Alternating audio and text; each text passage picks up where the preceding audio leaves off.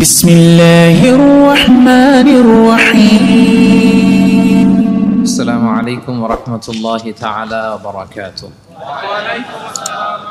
أعوذ بالله من الشيطان الرجيم بسم الله الرحمن الرحيم رسلا مبشرين ومنذرين لئلا يكون للناس على الله حجة بعد الرسل وكان الله عزيزا حكيما صدق الله العظيم আজকের আলোচনার টপিক হচ্ছে আল্লাহ তাআলা কেন এই পৃথিবীতে রাসূল প্রেরণ করেছেন, রাসূল প্রেরণের উদ্দেশ্য কি, নবী রাসূলদের পরিচয় এবং তাদের বৈশিষ্ট্য, এগুলো নিয়ে আমি আজকে আলোচনা করব এবং নবী রাসূলদের জীবনী থেকে আমাদের আসলে শিক্ষা কি, লেসনটা কি লেসন আমরা নিতে পারি, এই টপিকটা নিয়ে আলোচনা করব। টপিকটা কি সবার কাছে ক্লিয়ার?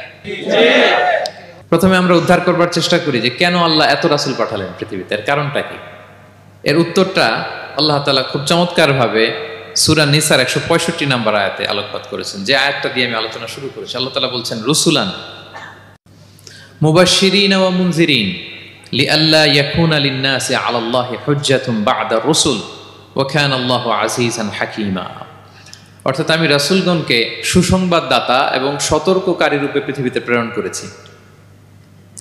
আমি আবারও বলছি, আল্লাহ বলেন আমি এই পৃথিবীতে রাসূলদেরকে সুসংবাদদাতা এবং সতর্ককারী রূপে পৃথিবীতে প্রেরণ করেছি, যাতে করে রাসূল আগমনের পরে আল্লাহর বিরুদ্ধে মানুষের আর কোনো অজুহাত না থাকে।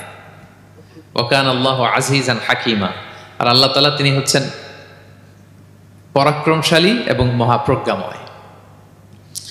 তাহলে উদ্দেশ্য আল্লাহ তাআলা ক্লিয়ার করলেন, কেন তিনি রাসূল পাঠালেন, যাতে মানুষের অজুহাত না থাকে। আল্লাহ তাআলা যদি রাসূল পৃথিবীতে বাণীবাহক হিসেবে প্রেরণ না করতেন, মানুষরা বলতো আল্লাহ আখিরাত বলে যে একটা কথা আছে এটা তো আমি বুঝি নাই, আল্লাহ মৃত্যুর পরে যে আবার জীবিত হইতে হবে এটা তো আমি শুনি নাই, আল্লাহ এই পৃথিবীতে আমি কি কি করেছি তার পাই টু পাই তোমার সুপ্রিম কোর্টের কাঠগড়ায় দাঁড়িয়ে যে বিচারের সম্মুখীন হতে হবে কেউ তো আমার কোনোদিন বলে নাই। এজন্য আল্লাহ বলেন আমি পৃথিবীতে রাসূল পাঠিয়েছি যাতে করে মানুষের কোনো এক্সকিউজ না থাকে। আচ্ছা বলেন তো, এখন কি কেউ আল্লাহরে বলতে পারবে আল্লাহ বিচার যে হবে এটা তো আমি জানি না, বলতে পারবে? আল্লাহ আখিরাত বলে যে একটা কথা আছে, পুনরুত্থান, পুনর্জীবিত হইতে হবে, আবার বিচারের সম্মুখীন হইতে হবে, জান্নাত জাহান্নাম আছে, এগুলো তো কোনোদিন আমি শুনি নাই। এই কথা, এই এক্সকিউজ তোলার কোনো সুযোগ কি আর আছে?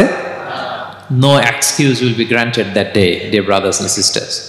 সেদিন কোনো এক্সকিউজ আল্লাহ তাআলা গ্রহণ করবেন না, কারণ আল্লাহ তাআলা রাসূলদেরকে প্রেরণ করেছেন, তারা আমাদেরকে বিস্তর বর্ণনা করে জানিয়ে গিয়েছে। এবং কেন রাসূলদেরকে প্রেরণ করেছেন আল্লাহ বলেন যে দুইটা প্রাইম রেসপন্সিবিলিটি দিয়ে আমি রাসূলদেরকে প্রেরণ করেছি। এক নাম্বার মুবাশশিরিন, তারা সুসংবাদদাতা, তারা আমাদেরকে জানিয়েছে এই পৃথিবীতে যদি আমরা ভালো কাজ করি, এক আল্লাহর ইবাদত করি, কারো হক নষ্ট না করি, তাহলে আমরা জান্নাতে যেতে পারবো। জান্নাতের সুসংবাদ তারা দেন।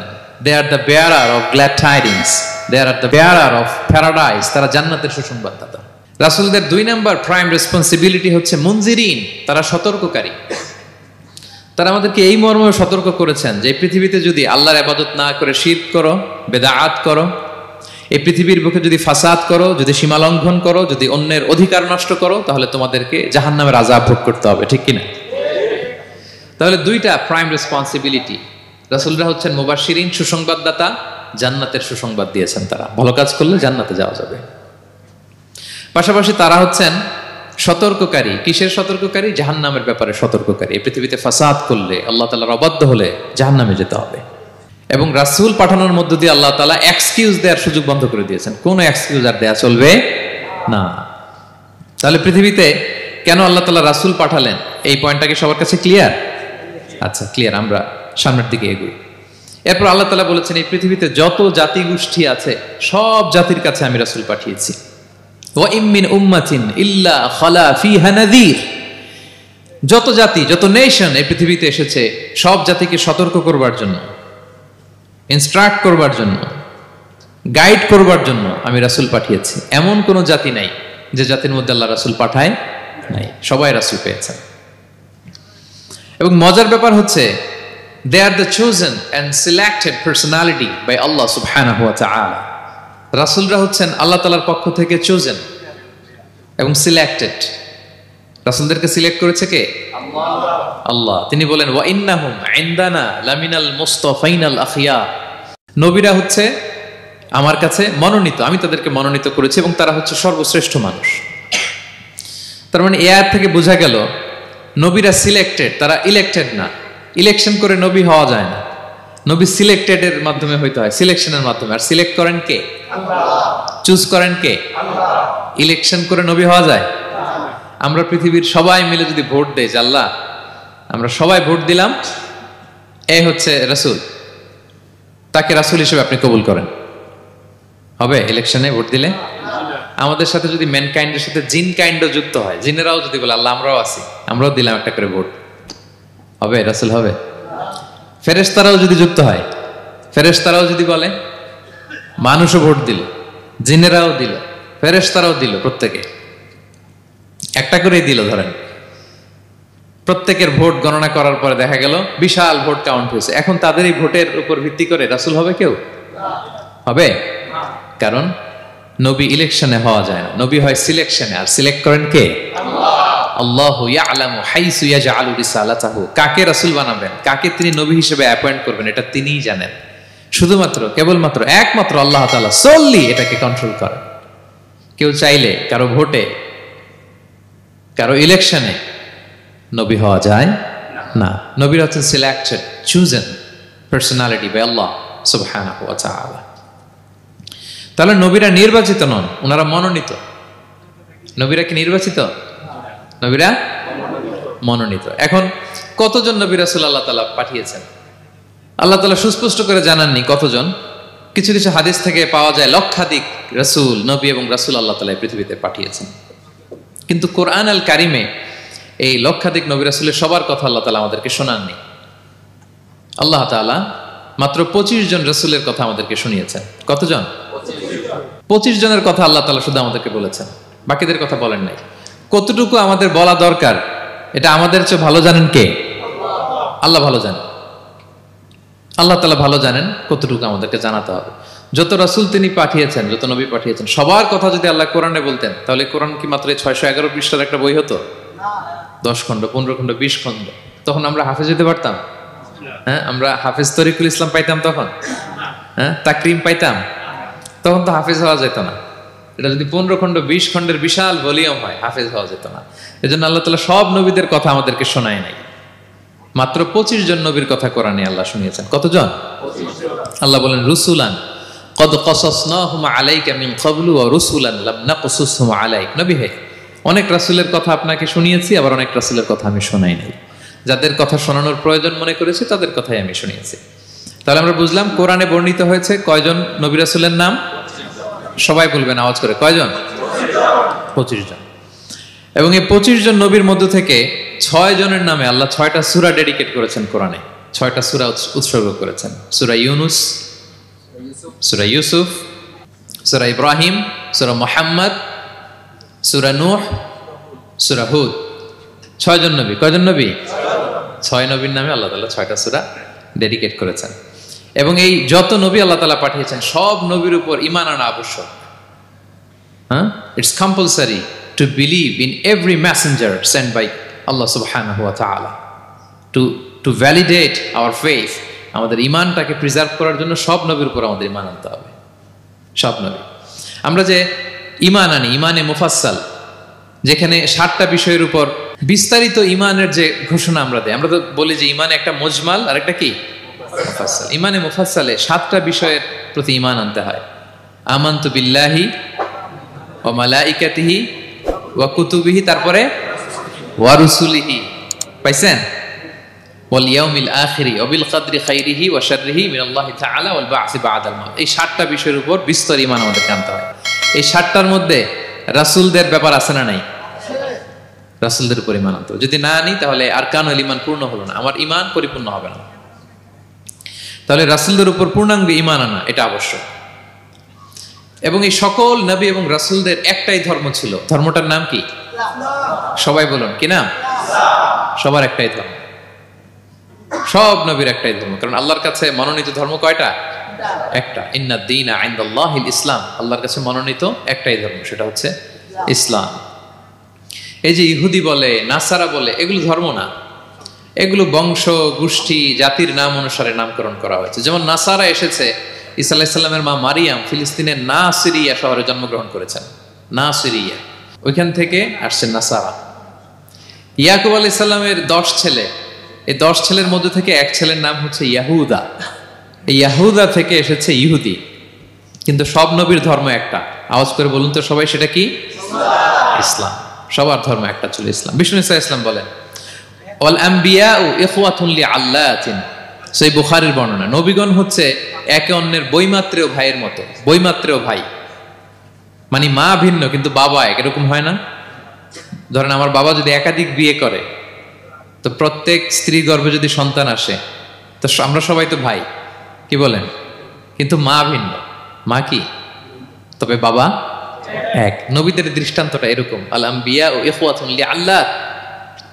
নবীরা হচ্ছেন বৈমাত্রেয় ভাইয়ের মতো, তাদের মা ভিন্ন কিন্তু বাবা এক। বিষ্ণু ইসলাম বলেন, উম্মাহাতুহুম শাত্তা ওয়া দীনুহুম ওয়াহিদ। তাদের শরীয়ত, তাদের বিধিবিধান এটা ভিন্ন ভিন্ন, কিন্তু তাদের দিন কি? এক, সেটা হচ্ছে ইসলাম। সকল নবীর ধর্মের নাম হচ্ছে ইসলাম। যেমন ইব্রাহিম আলাইহিস সালামের ব্যাপারে আল্লাহ তাআলা বলেন, মা কানা ইব্রাহিমু ইয়াহুদিয়ান ওয়ালা নাসরানিয়ান ওয়ালাকিন কানা হানিফাম মুসলিমা ওয়া মা কানা মিনাল মুশরিকিন। নবী ইব্রাহিম আলাইহিস সালাম উনি ইহুদিও ছিলেন না, নাসারাও ছিলেন না, উনি একনিষ্ঠ মুসলিম ছিলেন। কি ছিলেন? আল্লাহ নবী ইউসুফ আলাইহিস সালাম উনি সবসময় আল্লাহর কাছে দোয়া করতেন, আল্লাহ তাওয়াফানি মুসলিমান ওয়াল হিকনি বিসসালিহিন। আল্লাহ তুমি আমাকে মুসলিম হিসেবে মৃত্যু দিও আর সৎকর্মশীলদের সাথে অন্তর্ভুক্ত করে নিও। তো উনি মুসলিম না হলে এই দোয়া করতেন, আল্লাহ মুসলিম হিসেবে মৃত্যু দিও। সুলাইমান আলাইহিস সালাম রানী বিলকিসের কাছে একটা চিঠি লিখেছেন। এই চিঠি আবার পাঠিয়েছেন হুদহুদ পাখিকে দিয়ে। হুদহুদ পাখি ঠোঁটে করে এটা কামড় দিয়ে নিয়ে বিলকিসের রাজপ্রাসাদের ভেন্টিলেশনের ভিতর দিয়ে ঢুকে বিলকিস লাঞ্চ করে বিশ্রাম নিতেছিল, এর বুকের উপরে চিঠিটা রেখে ফুরুত করে উড়াল দিছে হুদহুদ। খুলে দেখে অদ্ভুত এক চিঠি, ইন্নাহু মিন সুলাইমান ওয়া ইন্নাহু বিসমিল্লাহির রহমানির রহিম। তো বিলকিসকে উদ্দেশ্য করে সাল্লাল্লাহু আলাইহি ওয়াসাল্লাম বলেছিলেন, আল্লাহ তাআলু আলাইয়া ওয়াতুনি মুসলিমিন। বিলকিস অবাধ্য হয়েও না, বাড়াবাড়ি করো না, মুসলিম হয়ে আমার কাছে ফিরে আসো। কোন নবী বলছেন? তো উনি যদি মুসলিম না হতেন, উনি মুসলিম হওয়ার আহ্বান করতেন? প্রিয় ভাইরা, তাহলে সব নবীর ধর্ম একটা, সেটা কি? ইসলাম। সব নবী একই ধর্মের অনুসারী ছিলেন। এ পর্যায়ে আমরা কমন প্রফিটিক ফিচার্স, 10টা কমন ফিচার আছে যেটা সব নবীদের ক্ষেত্রে প্রযোজ্য। সব নবীদের ক্ষেত্রে এই ফিচারগুলো পাওয়া যায়। এই 10টা কমন ফিচার নিয়ে আলোচনা করবো ইনশাআল্লাহ। এই 10টা কমন ফিচারের 1 নম্বর হচ্ছে আল ওয়াহি। সকল নবীকে আল্লাহ তাআলা ওহী পাঠিয়েছেন, রেভেলেশন, প্রত্যাদেশ। ওহী মানে সিক্রেট মেসেজ, যেটা নবী শোনে আর আল্লাহ জানে, দুনিয়ার মানুষ এটা শোনে না। নবীরা বললে কেবল শোনে। সুবহানাল্লাহ বলেন। সব নবীকে আল্লাহ এই ওহীটা পাঠিয়েছেন। জিবরাইল আলাইহিস সালাম মারফত ওহী পাঠিয়েছেন, অথবা সরাসরি কিতাব পাঠিয়েছেন, কিংবা সহিফা পাঠিয়েছেন। আল্লাহ তাআলা ইরশাদ করছেন, ইন্না আওহাইনা ইলাইকা কামা আওহাইনা ইলা নূহি ওয়ান নাবিয়িনা মিন বাদি। নবী নূহ আলাইহিস সালামের পরে সব নবীদের কাছে আমি যেমনি ওহী পাঠিয়েছি, আপনার কাছেও আমি এভাবে ওহী পাঠিয়েছি। সব নবীদের কাছে আমি এভাবে ওহী পাঠিয়েছি। সূরা বাকারার শুরুতে মুত্তাকিদের সংজ্ঞা দিতে যে আল্লাহ তাআলা বলেন, ওয়াল্লাযীনা ইউমিনুনা বিমা উনজিলা ইলাইকা ওয়া মা উনজিলা মিন ক্বাবলিক ওয়া বিল আখিরাতি হুম ইউকিনুন। মানে নবী হে, মুত্তাকি তো তারা যারা আপনার উপর যে কিতাব নাজিল হয়েছে এটার উপরও ঈমান আনে, ওয়া মা উনজিলা মিন ক্বাবলিক, এর আগে যত কিতাব নাজিল হয়েছে তার উপরও ঈমান আনে। তা আমরা যদি শুধু কোরআনের উপর ঈমান আনি হবে? তার আগে যত কিতাব, আসমানি কিতাব নাজিল হয়েছে এগুলোর উপরও ঈমান আনার দরকার আছে না নাই? বলেন বলেন। তাওরাতের উপর ঈমান আনতে হবে, জাবুর, ইনজিল, সুহুফে ইব্রাহিম ও মূসা সবগুলোর উপর ঈমান আনতে হবে।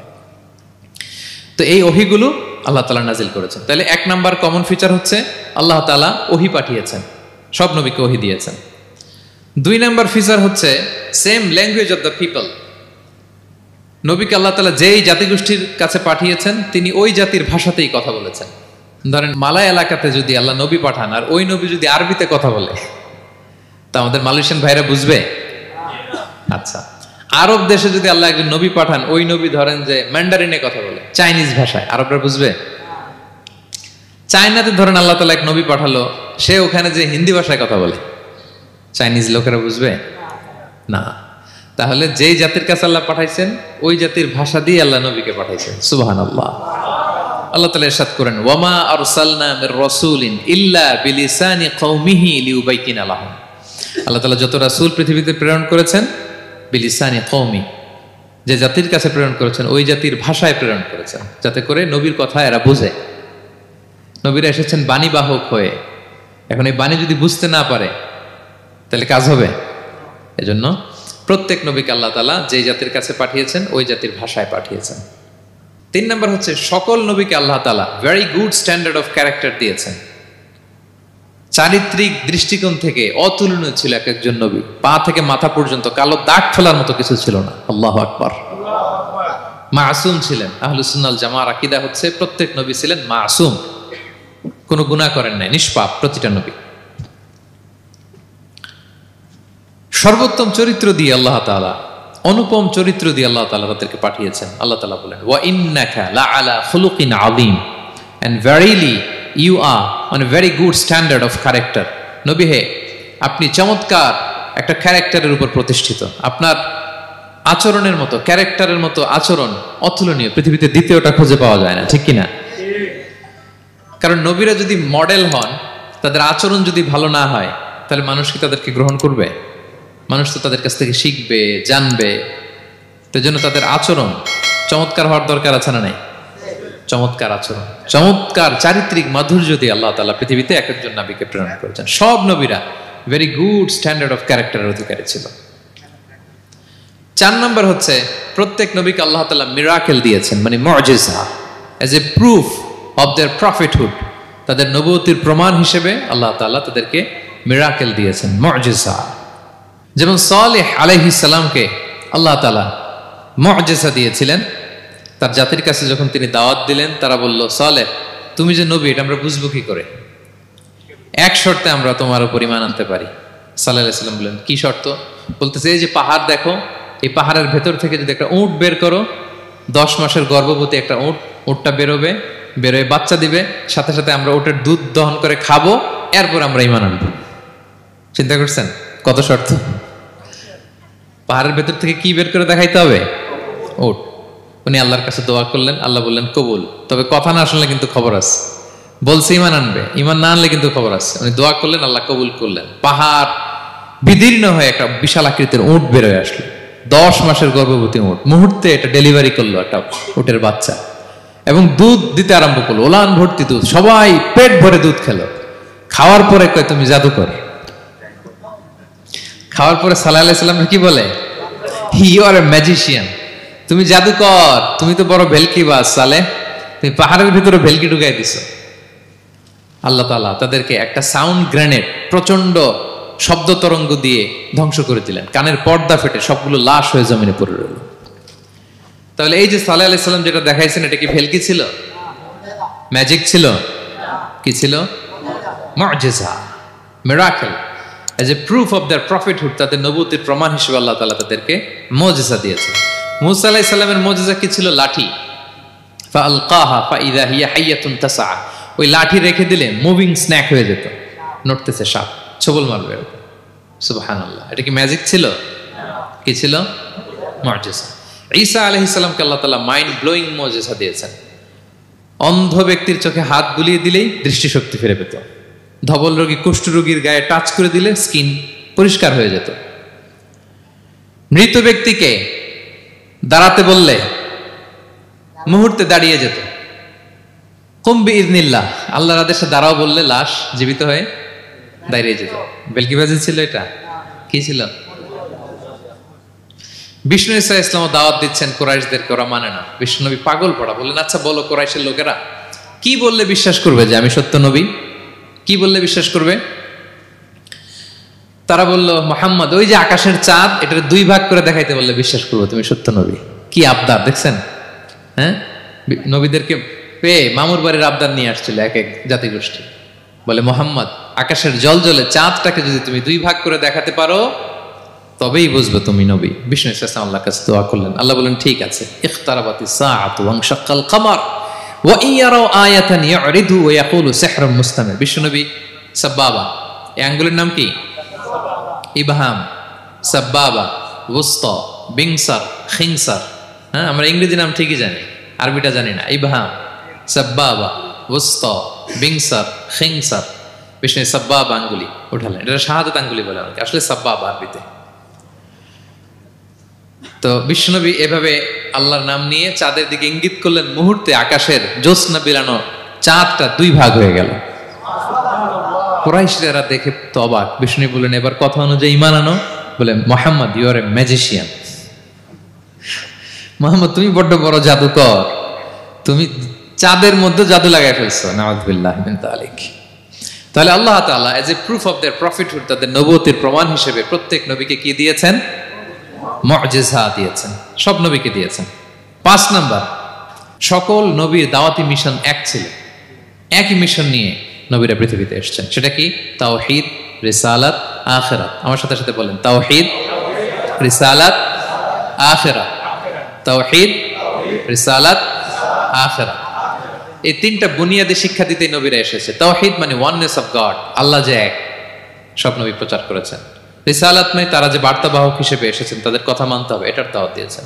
আখিরাত মানে হচ্ছে মৃত্যুর পরেও যে একটা জীবন আছে, সেই জীবনের ব্যাপারে প্রত্যেক রাসূলরা কি করেছেন? দাওয়াত দিয়েছেন। এবং কোন নবীর কথার সাথে আরেক নবীর কথার গরমিল পাওয়া যায় না, অমিল হয়নি। আচ্ছা বলেন তো, কখনো কি হয়েছে কোন এক নবী এসে বলছে যে মৃত্যুর পরে একটা জীবন আছে, আরেক নবী এসে বলছে না, মনে হয় নাও থাকতে পারে? বলছে? এক নবী এসে বলছে আমাদের স্রষ্টা আল্লাহ তাআলা তিনি একজন, আরেকজন বলছে না, একজন না, 2-3 জন হইতে পারে। এক নবী এসে বলছে ভালো করলে জান্নাত, খারাপ করলে জাহান্নাম, আরেক নবী এসে বলছে না, জান্নাত জাহান্নাম বলতে কিছু নাই।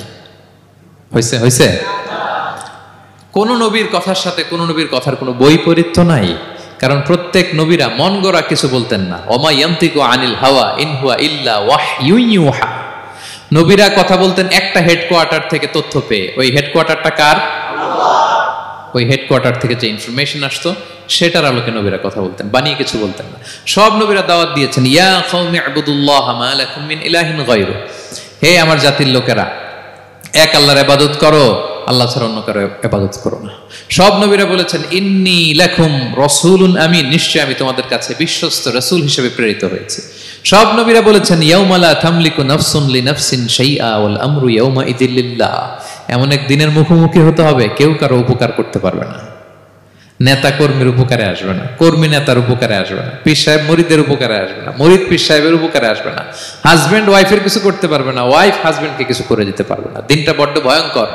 সব নবীর এই 3টা দাওয়াত দিয়েছেন, তাওহীদ, রিসালাত, আখিরাত। তার মানে সব নবীর দাওয়াতি মিশন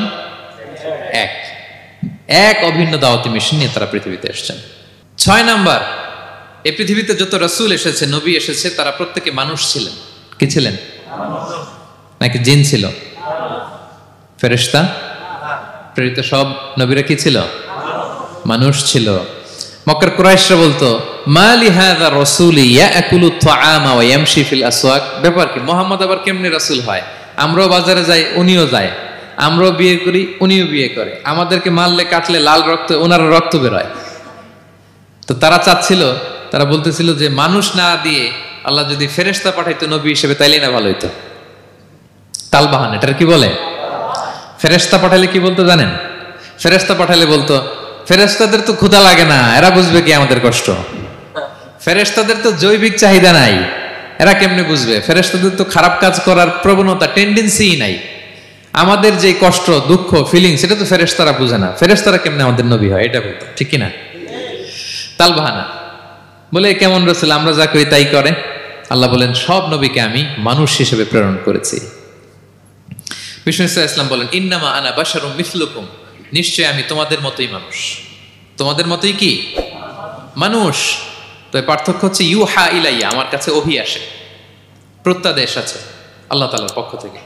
তাহলে 6 নম্বর যেই কমন ফিচার আমরা জানলাম, আল্লাহর পাঠানো সবগুলো নবী এবং রাসূল তারা কি ছিলেন? সবাই বলুন, তারা কি ছিলেন? মানুষ ছিলেন। 7 নম্বর কমন ফিচার হচ্ছে আল্লাহর পাঠানো সব নবী এবং রাসূলরা ওনারা পুরুষ ছিলেন। কি ছিলেন? কোন নবী কি নারী ছিল বলেন তো? হ্যাঁ, নারী নবী আছে? নাই। নবী হওয়ার জন্য ম্যাসকুলিনিটি শর্ত, পুরুষ হওয়া শর্ত। কারণ নবীকে অনেক বড় বড় জিনিসের নেতৃত্ব দিতে হবে, মাঝে মাঝে মিলিটারি তৈরি করতে হবে, লিডারশিপ লাগবে, যুদ্ধ পরিচালনা করতে হবে। নারীদের পক্ষে এটা সম্ভব? কঠিন। আমাদের বোনদের অনেক ধরনের দুর্বলতা আছে, তাদের মাসে কিছুদিন তারা আল্লাহর আদেশে অসুস্থ থাকে, ঠিক কিনা? পিরিয়ড তাদের চলে, ওই সময় সালাত পড়তে পারে না, অনেক প্রতিবন্ধকতা তাদের আছে। বাচ্চা যদি ধারণ করে পেটে 9 মাস, ওনারা অসুস্থ। শেষের মাসগুলোতে তো কঠিন জটিল অবস্থা। বাচ্চা ডেলিভারির পরেও 40 দিন ব্লিডিং আছে না নাই? তাহলে অনেক ধরনের জটিলতা আল্লাহ তাআলা ওনাদের দিয়েছেন। এজন্য আল্লাহ তাআলা নবুয়তের গুরু দায়িত্ব, এটার জন্য আল্লাহ তাআলা পুরুষদেরকে সিলেক্ট করেছেন। আলহামদুলিল্লাহ বলেন। তাহলে যত নবী এবং রাসূল পৃথিবীতে এসেছিল ওনারা পুরুষ ছিল। আল্লাহ বলেন, ওয়ামা আরসালনা মিন ক্বাবলিকা ইল্লা রিজালান নূহি ইলাইহিম। নবী হে মুহাম্মদ, আপনার আগে যত নবী এবং রাসূলকে আমি পৃথিবীতে প্রেরণ করেছি তাদেরকে পুরুষ হিসেবে প্রেরণ করেছি, কোনো নারীকে আমি নবুয়তের মর্যাদা দেই নাই। 8 নাম্বার, প্রত্যেক নবীকে আল্লাহ তাআলা একটা গ্রুমিং, একটা ট্রেনিং সেশনের মধ্য দিয়ে নিয়েছেন। সেটা কি? সেটা হচ্ছে সবাইকে আল্লাহ তাআলা শেফার্ড হিসেবে কাজ দিয়েছিলেন, রাখাল হিসেবে। পৃথিবীর সব নবীরা ছাগল চড়াতেন, সব, আদম আলাইহিস সালাম থেকে শুরু করে বিষ্ণু ইসা ইসলাম পর্যন্ত। সুবহানাল্লাহ পড়বেন না? বিষ্ণু ইসা ইসলাম বলেন, মা বাআসাল্লাহু নাবিয়্যান ইল্লা রাআল গানাম। আল্লাহ এমন কোন নবী পাঠায় নাই যেই নবী ছাগল চড়ায় নাই, সব নবী। সাহাবারা অবাক হয়ে বললেন, ওয়া আনতা ইয়া রাসূলুল্লাহ, হে নবী আপনিও ছাগল চড়িয়েছেন? বিষ্ণু বললেন, হ্যাঁ, আমি তো অল্প কিছু পারিশ্রমিকের বিনিময়ে মক্কার লোকদের ছাগল চড়িয়ে দিতাম। সুবহানাল্লাহ। কেন সব নবীকে দিয়ে আল্লাহ ছাগল চড়ালেন? এই ট্রেনিং সেশন, গ্রুমিং সেশন কেন? কারণ ছাগলকে একসাথে বসানো কঠিন। ছাগল একটু কি বলে, একটু টেরা টাইপের প্রাণী, কথা শুনতে চায় না। ধরেন যে সারা সপ্তাহ আপনি খুব ব্যস্ত, একদিন সুযোগ পাইছেন সপ্তাহে যে আজকে আমি ফ্রি আছি, যাই পুকুরে যে আমিও গোসল করি, ছাগলটারও গোসল করাই। এটা ধরে যদি এখন পুকুরের দিকে টান দেন, কি করবে? পা দুইটা এমন শক্ত করে মাটিতে ধরে রাখবে, আপনি যত টানবেন ওর ঘাড়ের চামড়া ছিঁড়ে যাচ্ছে, তারপরেও আসে না। এরপর ছাগলগুলোর একসাথে রাখা কঠিন, একটা নেচে ওদিকে যায়, আরেকটা লাফ দেয় এদিকে, আরেকটা ওইদিকে। এদেরকে যদি কেউ একত্রিত করতে পারে তাহলে এই জাতিকে, মানব জাতিকে একত্রিত করা তার জন্য একেবারে সহজ, পানি ভাত, ঠিক কিনা? এজন্য আল্লাহ এই মানব গোষ্ঠীর উপর লিডারশিপ কায়েমের আগে ছাগল চড়িয়েছেন। এবং যারা মরুভূমিতে ছাগল চড়ায়, যে শেফার্ডগুলো, যেই রাখালগুলো, তাদের অনেক শক্তিশালী হইতে হয়। গায়ে শক্তি না থাকলে ছাগল চড়ানো যায় না, কিন্তু লাঠি নিয়ে হই হই করে পিছনে দৌড়াইতে হয়, নেকড়ের ছোবল থেকে ছাগলগুলোকে রক্ষা করতে হয়, বাঘ নেকড়ে এগুলো থেকে বাঁচাইতে হয়। তার মানে এটা করার মধ্য দিয়ে এই জাতিকে কিভাবে জাহান্নামের আগুন থেকে বাঁচাবে নবীদের ওই ট্রেনিং হয়ে যায়। সুবহানাল্লাহ। ছাগল এদিক ওদিক দৌড়াতে থাকে, এদেরকে যেমনি একত্রিত করতে হবে, নবীদের কাজও হচ্ছে মানব গোষ্ঠীকে ইউনাইটেড করা, একত্রিত করা। এজন্য আল্লাহ তাআলা মা বাআসাল্লাহু নাবিয়্যান ইল্লা রাআল গানাম, এই পৃথিবীতে এমন কোন নবী পাঠান নাই যেই নবীকে দিয়ে আল্লাহ তাআলা ছাগল চড়ান নাই। সব নবীর মধ্যে এটা কমন। 8 নম্বর পয়েন্ট। 9 নম্বর পয়েন্ট হচ্ছে enmity from their own people. যত নবী দাওয়াত নিয়ে আসছে তারা চ্যালেঞ্জের মুখোমুখি হয়েছেন, শত্রুতার মুখোমুখি হয়েছেন। কেউ ওনাদের জন্য রেড কার্পেট রিসেপশন দেয় নাই।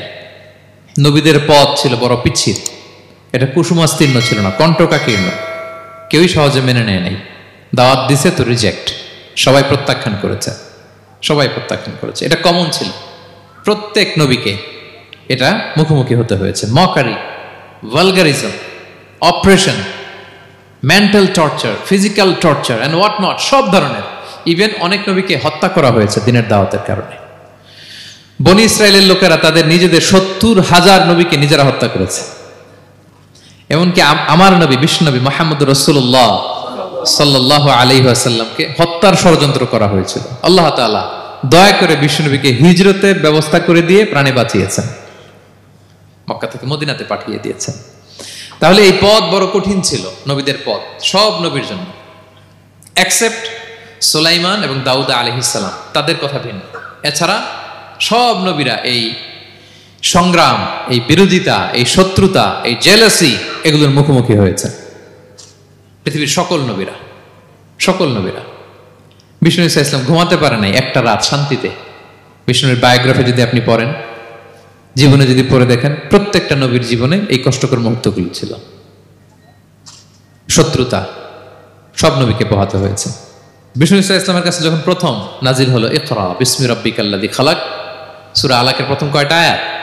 5 আয়াত নিয়ে কোরআনের ভারে নতুন রেভেলেশন পেয়ে বিষ্ণুনবী কাঁপতে আরম্ভ করলেন। কাঁপতে কাঁপতে জ্বর এসে গেল বিষ্ণুনবীর গায়ে, নিচে নেমে আসলেন। খাদিজা রাদিয়াল্লাহু তাআলা আনহাকে বললেন, জাম্মিলুনি জাম্মিলুনি, আমাকে কম্বল চাপা দাও, আমার খুব শীত লাগছে, আমার জ্বর এসে গিয়েছে। কাঁপতে লাগলেন বিষ্ণু ইসলাম। খাদিজা রাদিয়াল্লাহু তাআলা আনহার এক চাচাতো ভাই ওরাকা ইবনে নওফল ছিল ইনজিল কিতাবের পণ্ডিত। খাদিজা রাদিয়াল্লাহু তাআলা আনহা বিষ্ণুকে নিয়ে চাচাতো ভাইয়ের কাছে গেলেন, যে বলেন, ভাই ওরাকা, দেখেন তো মোহাম্মদ কি বলে, সে কি দেখছে, কি নিয়ে আসছে, কাঁপতেছে আর বলতেছে আমি মরে যাব, আমাকে কম্বল চাপা দাও। ওরাকা বললেন, মোহাম্মদ কে এসেছিল বলতো? বিষ্ণু জিবরাইল ইসলামের বর্ণনা দিলেন। কি বলেছে বলতো? 5 আয়াতের বর্ণনা বিষ্ণু ইসলাম দিলেন। তখন বিষ্ণু ইসলামের কথা শুনে ওরাকা বলল, তোমার কাছে যে এসেছে ওয়াহুয়ান নামুস, মানে জিবরিল, সে সব নবীদের কাছে এসেছে। মোহাম্মদ তুমি নবী হবা, তুমি কি হবা? তুমি নবী হবা, আখিরি নবী হবা তুমি। যে তোমার কাছে এসেছে সে সব নবীদের কাছে ওহী নিয়ে এসেছিল। আর জেনে রাখো মোহাম্মদ, তোমার এলাকার লোকেরা একদিন তোমাকে এলাকা থেকে বের করে দিবে। ভবিষ্যৎবাণী করতেছিলেন। বিশ্বনবী বললেন, আওয়া মুখরিজিয়াহুম, আমার ভাই বেরাদার, আমার জ্ঞাতি গোষ্ঠীর লোকেরা আমার এলাকা ছাড়া করবে? ওরাকা বললেন, হ্যাঁ। লাম ইয়াতি রাজুলুন ক্বাত্তু বিমিসলি মা জিতা বিহি ইল্লা উদিয়া, তোমার মতো এরকম রিসালাতের দায়িত্ব নিয়ে যারাই কোনো জাতির কাছে এসেছে তাদের সাথে এরকম শত্রুতা করা হয়েছে। বিষ্ণু ইসলাম সেদিনের কথা শুনে, ওরাকার কথা শুনে অবাক হয়েছিলেন। তাহলে সব নবীদের ক্ষেত্রে 9 নম্বর কমন বৈশিষ্ট্য হচ্ছে তাদেরকে বাধার সম্মুখীন হতে হয়েছে। এখনো যারা নবীদের পথে চলবে বা চলে, তাদের জীবনে বাধা বিপত্তি আছে না নাই? হ্যাঁ, তারা জেনে বুঝেই এই পথে এসেছে, তারা হিসাব মিলিয়েই এই পথে নেমেছে। এজন্য বাধা বিপত্তি চ্যালেঞ্জ কোন মুমিনকে তার রাস্তা থেকে সরাতে পারে না, ঠিক কিনা বলেন? এক চুলো নড়াতে পারে না। এটা নবীদের পথ, এটা নবীওয়ালা কাজ। এখানে জুলুম থাকবে, এখানে বাধা বিপত্তি থাকবে, এখানে চ্যালেঞ্জ থাকবে। এই পথটা সোজা, সিরাতুল মুস্তাকিম। যদি শেষ মাথায় যাওয়া যায়, ডাইরেক্ট জান্নাতুল ফিরদাউস। আলহামদুলিল্লাহ। তাহলে সব নবীরা বাধার সম্মুখীন হয়েছে। 9টা কমন ফিচার গেল। 10 নম্বর, দ্য লাস্ট কমন ফিচার, পৃথিবীর সব নবীরা ইন্তেকাল করেছেন, আর কোন নবী আসবে না। আসবে? পৃথিবীর সব নবীরা মারা গিয়েছেন, কিন্তু আলামুল বারজাখে, বারজাখের জগতে নবীরা জীবিত। আই রিপিট, আমি আবারও বলি, প্রত্যেক নবী তার কবরে জীবিত। আলামুল বারজাখে। আমরা এই দুনিয়াতে আসার আগে যেই জগতে ছিলাম, ওই জগৎটার নাম হচ্ছে আলামুল আরওয়াহ, মানে রুহের জগৎ। সেখান থেকে আমরা এই জগতে এসেছি, এটার নাম আলামুদ দুনিয়া, দুনিয়ার জগৎ। আবার মৃত্যুর পরে যে নতুন এক্সটেশনে আমরা যাব, সেটার নাম হচ্ছে আলামে বারজাখ, বারজাখের জগৎ। নবীরা ওই বারজাখের জগতে জীবিত। বিষ্ণু ইসলাম সুনানে আবু দাউদের হাদিসে বলেন যে, ইন্নাল্লাহা হাররামা আলাল আরদি আন তাকুলা আজসাদাল আম্বিয়া, আল্লাহ তাআলা এই জমিনকে, নবীদের দেহকে কনজিউম করাকে হারাম করে দিয়েছেন। মানে জমিনের জন্য নবীদের লাশকে পচিয়ে ফেলা, খেয়ে ফেলা হারাম। যত নবী যেখানে ইন্তেকাল করেছেন, তাদের পবিত্র দেহ মোবারক এখনো আগের মতো একেবারে যখন মৃত্যুবরণ করেছিলেন তখন লাশটা যেমন তাজা ছিল, এখনো প্রত্যেকে তার কবরে এরকম তাজা লাশ নিয়ে শুয়ে আছে। প্রত্যেক নবী কবরে জীবিত। বিষ্ণু ইসলাম ওনার কবরে জীবিত। তবে এটা বারজাকি জগতে। এই দুনিয়া তিনি যেভাবে জীবিত ছিলেন ওইভাবে না, বারজাকি জগতে জীবিত। আমরা যখন প্যারা নবীর উপর সালাম পৌঁছাই, দুরুদ পড়ি, প্রত্যেক ফেরেশতা, একটা ফেরেশতা আছে এই দুরুদগুলোকে নিয়ে বিষ্ণুবীর কাছে পৌঁছায়। আপনার বাবার নাম, আপনার নাম বলে ফেরেশতা বলে যে অমুকের ছেলে অমুক আপনাকে সালাম দিয়েছে। বিষ্ণুবী কবর থেকে নিজে ওই সালামের উত্তর বলে, কারণ বিষ্ণু ইসলাম বারজাকের জগতে তিনি জীবিত। হায়াতুন নবী, বারজাকের জগতে তিনি জীবিত। আরেক হাদিসে বিষ্ণু ইসলাম বলেন, আল আম্বিয়া ও আহিয়াউন ফি কুবুরিহিম ইউসাল্লুন, নবীরা তাদের কবরে জীবিত, সেখানে তারা সালাত আদায় করে। নবীরা তাদের কবরে কি করে? সালাত আদায় করে। তাহলে এই 10টা হচ্ছে কমন ফিচার্স এবং প্রফিটস। সব নবীদের মধ্যে এই বিষয়গুলো পাওয়া যায়। সর্বশেষ পয়েন্ট হচ্ছে lessons from the life of the profits. এত নবী রাসূল যে আল্লাহ তাআলা আমাদের হেদায়েতের জন্য পাঠালেন, তাদের জীবনী থেকে আমাদের জন্য শিক্ষা কি, লেসন কি, এটা জানার দরকার আছে না নাই? বলেন, কি লেসন আমরা নিব? অনেক লেসন আছে। আমি সংক্ষিপ্ত পরিসরে 2-1টা বলি। আমি আমার মিজানুর রহমান আজহারি ভেরিফাইড ইউটিউব চ্যানেলে প্রফেট সিরিজ নামে একটা সিরিজ করেছি, 25 পর্বের। কোরআনে কয়জন নবীর নাম উল্লেখ হয়েছে? 25। আর আমার চ্যানেলে কয় পর্ব?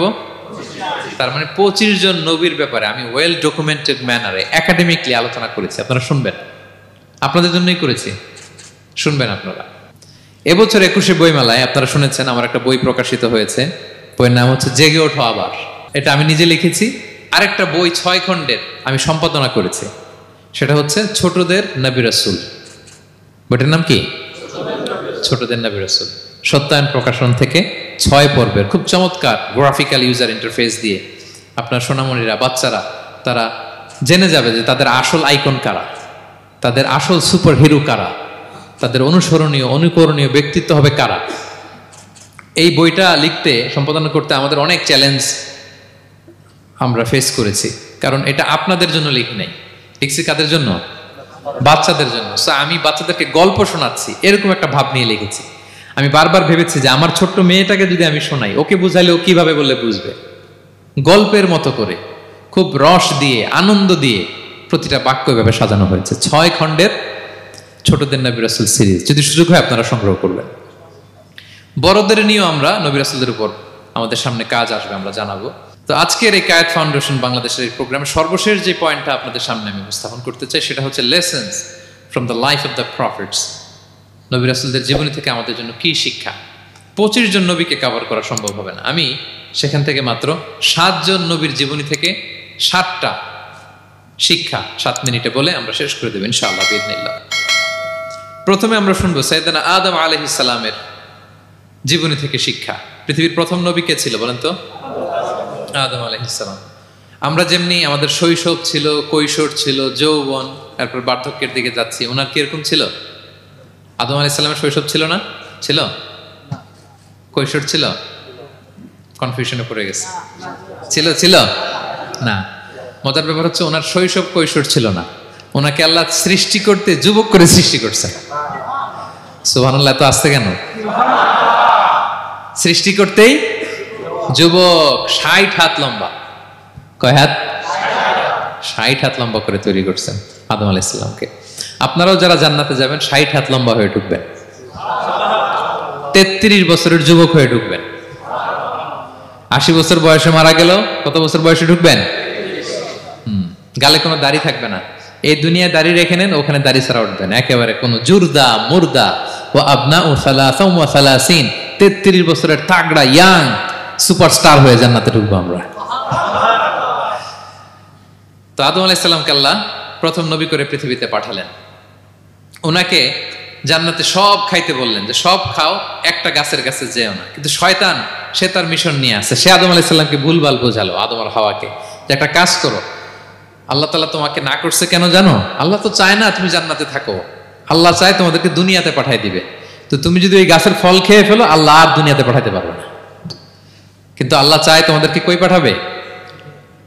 কিন্তু যদি গাছের ফল খেয়ে ফেলো আর পাঠাইতে পারবে না। এজন্য আল্লাহ নিষেধ করছে গাছের ফল খায় না। চিন্তা করছেন? উল্টা, পুরো উল্টোটা বুঝাইছে। তো ভুল করে সাইয়েদনা আদম আলাইহিস সালাম, হাওয়া আলাইহিস সালাম খেয়ে ফেলছেন এই ফল। খাওয়ার পরেই আল্লাহ তাআলা পাঠাই দিলেন পৃথিবীতে, যাও জমিনে যাও, এই জান্নাতে আর থাকা যাচ্ছে না। কাঁদতে আরম্ভ করলেন আদম আর হাওয়া আলাইহিস সালাম। কাঁদতে কাঁদতে অনুতপ্ত হয়ে আল্লাহর কাছে দোয়া করলেন। তো পুরো আদম আলাইহিস সালামের জিন্দেগির সবচেয়ে বড় শিক্ষা হচ্ছে রিপেন্টেন্স, অনুতপ্ত হওয়া। কি হওয়া? অনুতপ্ত হওয়া। আমরা ভুল করব, কুল্লুকুম খাত্তাউন, আমরা সবাই পাপী। সবাই কি? পাপী। কে পাপ করি না? আমরা সবাই পাপী। কিন্তু মনে রাখবেন, আমাদের পাপ যত বড় হোক, আল্লাহর রহমতের দরিয়া তার চাইতেও বড়, অনেক বড়। তিনি দয়াময়, তিনি মেহেরবান, তার দয়ার শেষ নাই, তার মায়ার শেষ নাই। তার রহমতের দরিয়া যে কত বড় আপনি কল্পনাও করতে পারবেন না। শয়তান আর আমাদের মধ্যে পার্থক্য হচ্ছে, শয়তান পাপ করে পাপে অটল থাকে, কিন্তু বিশ্বাসীরা পাপ করার সাথে সাথেই ক্ষমা চায় কার কাছে? এটা হচ্ছে আদম আলাইহিস সালামের জীবনী থেকে আমাদের জন্য সবচেয়ে বড় লেসন। সাইয়েদনা আদম আলাইহিস সালাম উনি ভুল করে যখন বুঝতে পারলেন, অনুতপ্ত হলেন, চোখের পানি ছাড়লেন। 2 ফোঁটা পানি আল্লাহর কাছে সবচাইতে প্রিয়। এক হচ্ছে জেহাদের ময়দানে মুজাহিদের গা বেয়ে ঝরে পড়া রক্তের ফোঁটা, 2 হচ্ছে অনুতপ্ত বান্দার চোখের পানির ফোঁটা। অনুতপ্ত বান্দা নিজের ভুল স্বীকার করে মাথাটা নিচু করে চোখের পানি ছেড়ে দিয়ে যখন আল্লাহর কাছে কাঁদে, তার চোখের পানি চোখ বেয়ে নাকের ডগা বেয়ে জমিনে ড্রপ করার আগেই আল্লাহ তার সব গুনাহ মাফ করে দেয়। সাইয়েদনা আদম আলাইহিস সালাম কাঁদতে আরম্ভ করলেন। কাঁদতে কাঁদতে অনুতপ্ত হয়ে দোয়া করলেন, রব্বানা যালামনা আনফুসানা ওয়া ইল্লাম তাগফির লানা ওয়া তারহামনা লানাকুনান্না মিনাল খাসিরিন। রব্বানা, হে আমাদের রব, যালামনা আনফুসানা, আমরা আমাদের নফসের উপর জুলুম করেছি, ভুল করেছি, অন্যায় করেছি, অপরাধ করেছি। ওয়া ইল্লাম তাগফির লানা, আল্লাহ তুমি যদি ক্ষমা না করো, তুমি যদি মাফ না করো, লানাকুনান্না মিনাল খাসিরিন, আল্লাহ আমরা ধ্বংস হয়ে যাব, আমরা ক্ষতিগ্রস্ত হয়ে যাব, আমরা লুজার হয়ে যাব। এই বাক্যগুলো বলে বলে যখন আল্লাহ তাআলার কাছে দোয়া করলেন, আল্লাহর রহম হলো। আল্লাহ দয়া করে সাইয়েদনা আদম আর হাওয়া আলাইহিস সালামকে ক্ষমা করে দিলেন। ক্ষমা করে আবার জান্নাতের এন্ট্রির ঘোষণা দিলেন যে আবার দুনিয়ার জীবন শেষ করে আসো, যেখান থেকে আসছিল আবার ওখানে ঢুকতে পারবা। তাহলে আদম আলাইহিস সালামের জীবন থেকে আমরা যে লেসনটা পাই সেটা কি ভাই? বলেন বলেন। অনুতপ্ত হওয়া, রিপেন্টেন্স। আমরাও যদি জীবনে ভুল করি কি করবেন? ভুলের উপর অটল থাকবেন? অনড় থাকবেন? একগুঁয়ে ধরে বসে থাকবেন? সীমা লঙ্ঘন করবেন? আমরা ক্ষমা চাইব। কার কাছে ক্ষমা চাইব? ক্ষমা দেওয়ার জন্য তিনি বসে থাকেন। শেষ রাতে আল্লাহ প্রথম আসমানে চলে আসেন। প্রথম আসমানে এসে ডাকতে থাকেন, আলা মিন মুস্তাগফিরিন আগফির আলা, কে ক্ষমা চাবা? কে পাপ করেছে, জুলুম করেছে, বলো, আমি ক্ষমা দেওয়ার জন্য আসছি। আলা মিন মুস্তারজিকিন আরযুক আলা, কার রিজিকের দরকার, কার চাকরি নাই, কার ব্যবসা মন্দা, আমার কাছে চাও, আমি আল্লাহ বাড়িয়ে দেব। কার কি লাগবে বল, আমি দেব। আল্লাহ তাআলা দেওয়ার জন্য আসছে, আমি নেয়ার জন্য উঠতে পারি না। আমরা যেন আল্লাহ তাআলার কাছে চাই বেশি বেশি, এবং ভুল করলে যেন আমরা অনুতপ্ত হই। ভুল করলে আমরা কি হব? সাইয়েদনা আদম আলাইহিস সালামের জীবন থেকে আমরা এটা শিখলাম। 2 নম্বরে সাইয়েদনা নূহ আলাইহিস সালামের লাইফ থেকে আমরা কি শিখি? ওনার লাইফ থেকে আমরা শিখি হচ্ছে কনসিস্টেন্সি, মানে লেগে থাকা। ভালো কাজের জন্য কি করা? লেগে থাকা। উনি 950 বছর দাওয়াত দিয়েছিলেন ওনার জাতিকে। কয় বছর বলেন তো? 950 বছরের দাওয়াতি কার্যক্রমের ফলে উনি ফলোয়ার জোটাইতে পারছেন কয়জন জানেন? 80 জন। কয়জন? 80 জন। এরাই আমাদের পূর্বপুরুষ। আমরা পৃথিবীর সবাই কিন্তু এদেরই নাতিপুতি। এই 80 জনকে নিয়ে উনি নৌকার উপর উঠছিলেন, কিস্তির উপর, আর বাকিটা তো মহাপ্লাবন দিয়ে আল্লাহ ধ্বংস করে দিয়েছেন। ওই 80 জন আবার জমিনে এসে জমিন আবাদ করা শুরু হলো, ওখান থেকে পৃথিবীর সকল মানুষ। সুবহানাল্লাহ। উনি বলেন, ক্বালা রাব্বি ইন্নী দাআউতু কওমি লাইলান ওয়া নাহারা, আল্লাহ আমি দিন রাত এক করে আমার জাতি গোষ্ঠীকে দাওয়াত দিয়েছি। ফালাম ইয়াজিদহুম দুআই ইল্লা ফিরারা, কিন্তু আমার দেখলে লোকগুলো ভেগে ভেগে যায়।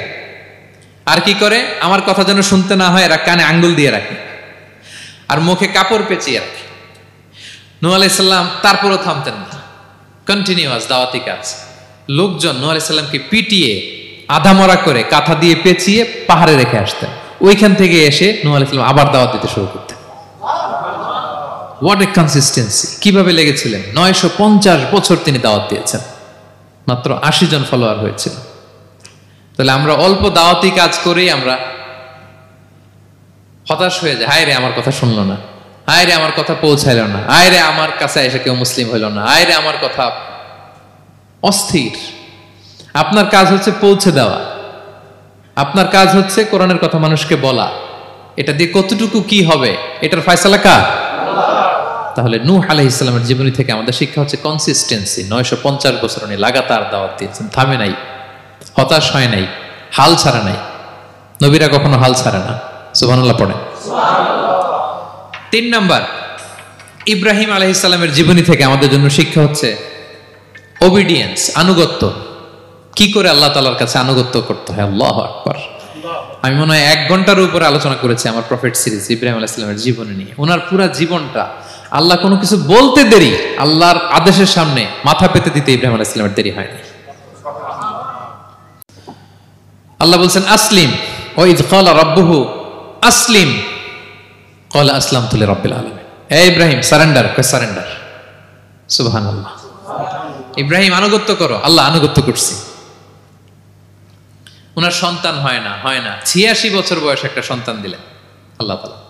আমাদের এখানে কার বয়স কত? সর্বোচ্চ বয়স কত আছি আমরা? এদিকে 60 বছরের উপর তো কেউ নাই, ঠিক কিনা? 86 বছর বয়সে আল্লাহ সন্তান দিয়েছেন, ইসমাঈল আলাইহিস সালাম। কত বছর বয়সে? সন্তানটা আদরের নাকি? হ্যাঁ, আদরের না? শেষ কালে একটা সন্তান পেলেন 86 বছর বয়সে। ইব্রাহিম আর হাজেরার ঘরকে উজাড় করে ফুটফুটে এক সন্তান ইসমাঈল আলাইহিস সালাম আসলেন। ভালোবাসা আদর যেন ঠিকরে পড়ে, এত গদগদ ভালোবাসা। এবার বললেন, যাও হাজেরা আর দুধের সন্তান ইসমাইলকে মরুভূমিতে ফেলে দিয়ে আস। বলতে দেরি, রেখে আসতে দেরি নেই। এটাই হচ্ছে ইব্রাহিম আলাইহিস সালামের আনুগত্য। ধুধুমরু প্রান্তরে হাজেরা আর ইসমাইল আলাইহিস সালামকে রেখে আসলেন, চলে আসলেন। বুকটা ফেটে চৌচির, 86 বছর বয়সে একটা দুধ সন্তান পেলাম, দুধের বাচ্চা আমার স্ত্রী সহ মরুভূমিতে রেখে আসলাম। রেখে আবার থাকাও যাবে না, যাও তুমি ফিলিস্তিনে, এরা থাকবে মক্কায় মরুভূমির মাঝখানে। পরে আল্লাহ জুরহুম কওমের মাধ্যমে এদেরকে পানি, জামজাম অনেক কিছু দিলেন। লম্বা ঘটনার দিকে যাচ্ছে। এরপর হৃদয় যখন ফেটে চৌচির হয়ে যায়, তখন আল্লাহ তাআলা বলেন, ঠিক আছে যাও, যা একটু ছেলেরা দেখে আসো। এবার যে দেখে ছেলেরা আরো মায়া লাগে, কারণ একটু বড় হয়েছে তো, এবার দৌড়াইতে পারে, হাঁটতে পারে। সুবহানাল্লাহ বলেন।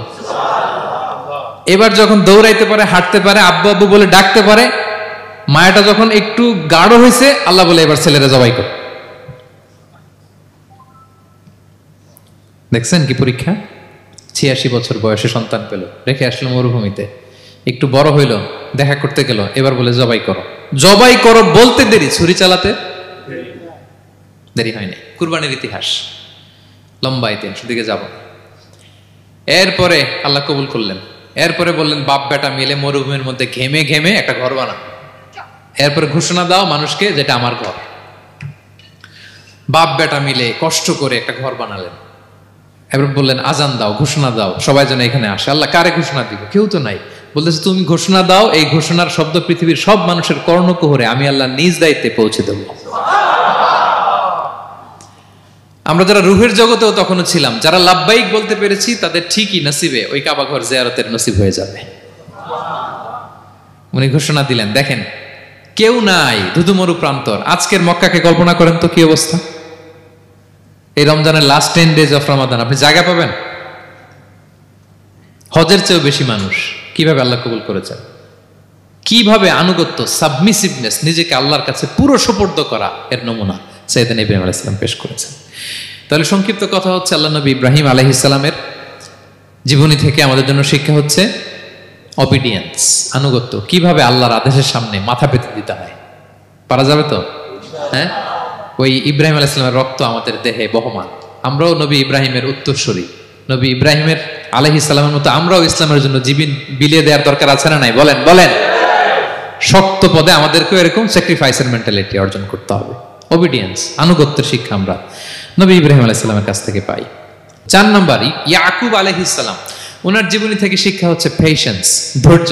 আমাদের অনেকের ধৈর্য নাই, আমরা অস্থির, অল্পতে ধৈর্য হারাই ফেলি। ধৈর্য এমন একটা গাছ, এই গাছের সারা গায়ে অনেক কাঁটা, কিন্তু এই গাছের ফল বড্ড মিষ্টি। ধৈর্য এমন একটা গাছ, গাছের সারা গায়ে কি, কিন্তু ফলটা। ইয়াকুব আলাইহিস সালামের কলিজার টুকরা ইউসুফ আলাইহিস সালামকে ভাইয়েরা মেরে আহত করে কুয়ায় ফেলে দিছে। কুয়া থেকে নিয়ে মিশরে বিক্রি করে দিছে। এখন এতিম হয়ে আরেক জায়গায় থাকে। বাবার কলিজা ফেটে যায়, ছিঁড়ে যায়, কিন্তু কাউরে বিচার দেয় না, কাউরে কিছু বলে না। উনি বলে, ইন্নামা আশকু বাসি ওয়া হুজনি ইলাল্লাহ, আমার দুঃখ, কষ্ট, মনের জ্বালার যন্ত্রণা আমি একজনের বলি, তিনি কে? আল্লাহ। ধৈর্য ধারণ করলেন। প্রাপ্তবয়স্ক অবস্থায় ওনার ছেলে বানিয়ামিন, তাকেও হারালেন। আবার বলে, আমি কাউরে বিচার দিই না, একজনের বলে, তিনি কে? আল্লাহ। এই 2 ছেলের শোকে কাঁদতে কাঁদতে অন্ধ হয়ে গেলেন। আল্লাহু আকবার। সাইয়েদনা ইয়াকুব আলাইহিস সালাম একবার ধৈর্য হারা হন নাই। তাহলে আল্লাহ নবী ইয়াকুব আলাইহিস সালামের জীবনী থেকে আমাদের জন্য শিক্ষা হচ্ছে পেশেন্স। বিপদে আমরা কি ধরবো? ধৈর্য ধারণ করব। 5 নম্বরে, ইউসুফ আলাইহিস সালামের জীবনী থেকে আমাদের শিক্ষা হচ্ছে, he is the archetype of good character, উন্নত চরিত্রের মডেল। আমার যুবক ভাইয়েরা, গায়েত ফাউন্ডেশন বাংলাদেশের আজকের ইফতার প্রোগ্রামে যুবক যারা এসছো, তোমাদের জন্য শিক্ষা আর্কিটাইপ অফ গুড ক্যারেক্টার, চরিত্র কিভাবে হেফাজত করতে হয়, এর মডেল, প্রেরণার বাতিঘর, তাগড়া যুবক, পৃথিবীর সবচাইতে সুন্দর পুরুষ ইউসুফ আলাইহিস সালাম। তাকে দেখে ওই সময়ের আরেক বিশ্ব সুন্দরী জুলাইখা প্রেমে মাতোয়ারা, গোপন কক্ষে নিয়ে প্রেম নিবেদন করেছে। বলেছে, ইউসুফ কাক পক্ষে টের পাবে না। আল্লাহ নবী ইউসুফ আলাইহিস সালাম এটাকে প্রত্যাখ্যান করলেন। জোরাজুরি করলো, প্রত্যাখ্যান করলেন। মারধর করা হলো, প্রত্যাখ্যান করলেন। সবশেষে আলটিমেটাম দিল, যদি আমার কথা মতো না চলো জেলখানায় ভরবো। উনি বললেন, ক্বালা রাব্বি সিজনু আহাব্বু ইলাইয়া মিম্মা ইয়াদউনানি ইলাই, আল্লাহ এই পাপের কাজের চেয়ে জেলখানায় আমার জন্য ভালো। বিনা অপরাধে বিনা দোষে এক যুগ মিথ্যা অপবাদে কারাবন্দী ছিলেন সাইয়েদনা ইউসুফ আলাইহিস সালাম। তারপরেও চরিত্রের ব্যাপারে এক বিন্দুও কম্প্রোমাইজ করেন। যুবক ভাইরা, চরিত্র বড় দামি সম্পদ। সম্পদ গেলে সম্পদ আসে, স্বাস্থ্য গেলে স্বাস্থ্য আসে, একবার চরিত্র নষ্ট হলে ওই চরিত্র আর ফিরে পাওয়া যায় না। সাইয়েদনা ইউসুফ আলাইহিস সালামের জীবনী থেকে আমাদের শিক্ষা হচ্ছে চরিত্রকে কিভাবে প্রিজার্ভ করতে হয়। এটা 6 নম্বরে সাইয়েদনা ঈসা আলাইহিস সালামের জীবনী থেকে আমাদের জন্য শিক্ষা হচ্ছে স্লেভারি, দাসত্ব। কারণ আমরা সবাই গোলাম একজনের। বলেন তো কার গোলাম? আল্লাহর গোলাম। কিন্তু ওনার সব উম্মতেরা মানে খ্রিস্টানরা তাকে বলে সান অফ গড, উনি নাকি আল্লাহর সন্তান। নাউজুবিল্লাহ পড়েন। ওনার মা ম্যারি মানে মারিয়াম আলাইহিস সালাম নাকি আল্লাহর স্ত্রী। নাউযুবিল্লাহ। কিন্তু উনি জন্মের পরেই দুধের শিশু মায়ের কোলে বসে একটা ছোট্ট ভাষণ দিয়েছিলেন। বলেছিলেন ইন্নী আব্দুল্লাহ আতানিয়াল কিতাবা ওয়া জাআলানি নাবিয়্যা। আল্লাহ আমাকে আল্লাহর গোলাম বানিয়ে পাঠিয়েছেন। দেখেন কি নবী, প্রথমে এসে বলেন আমি কিন্তু রাসূল। একে তো দুধের শিশু, মুখের প্রথম কথা কি? ইন্নী আব্দুল্লাহ, আমি আল্লাহর গোলাম। যাতে করে পুরো খ্রিস্ট সমাজের বিরুদ্ধে দলিল হয়ে থাকে যে তোমাদের নবী পৃথিবীতে এসে তার মুখ নিঃসৃত প্রথম শব্দটাই ছিল আমি আল্লাহর দাস, আমি আল্লাহর গোলাম। এবং উনাকে ওনার মাকে আল্লাহ স্পেশাল ইন্টারোগেট করবেন কিয়ামতের দিন। ঈসা, মারিয়াম, তোমরা কি বলে আসছিলা যে তুমি আমার বউ আর তুমি আমার সন্তান? ওনারা কাচুমাচু করে থার করে কাঁপবে আল্লাহর সামনে, কারণ এটা শিরকের প্রশ্ন। তারা বলবে আল্লাহ, আমরা যদি বলতাম আপনি তো জানতেন, আপনি যা শিখিয়েছেন আমরা তাই বলেছি। আল্লাহ জানেন যে উল্টাপাল্টা কিছু বলে নাই, তারপরেও কোটি কোটি মানুষের সামনে এত বিশাল জনগোষ্ঠী কেন এই নবীকে আল্লাহর সন্তান বললো? আল্লাহ তাআলা ঈসা আলাইহিস সালামকেও ছাড়বেন না, জিজ্ঞেস করবেন। তিনি বলবেন আল্লাহ, আমি যে তোমার গোলাম এটার দাওয়াত দিয়েছি, আর আজীবন গোলামের মতোই ছিলাম। ঈসা আলাইহিস সালাম কৃষকের সাথে, মজুরের সাথে, কুলির সাথে, ধোপাদের সাথে বন্ধুত্ব করেছিলেন। সমাজের নিচু শ্রেণীর লোকেরা ছিল তার ফলোয়ার। আল্লাহু আকবার। তাহলে সাইয়েদনা ঈসা আলাইহিস সালামের জীবনী থেকে আমরা শিখলাম আমরা সবাই আল্লাহর গোলাম, আল্লাহর দাস।